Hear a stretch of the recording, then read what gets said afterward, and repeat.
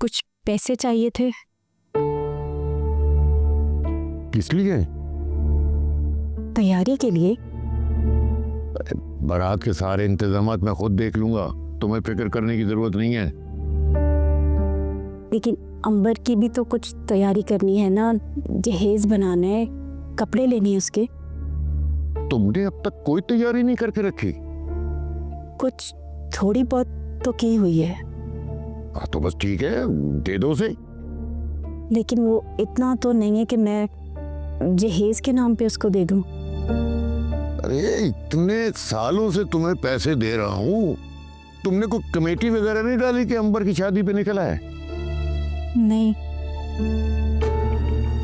आप इतना मुनासिब खर्चा देते थे कि घर का खर्च ही मुश्किल से पूरा होता था।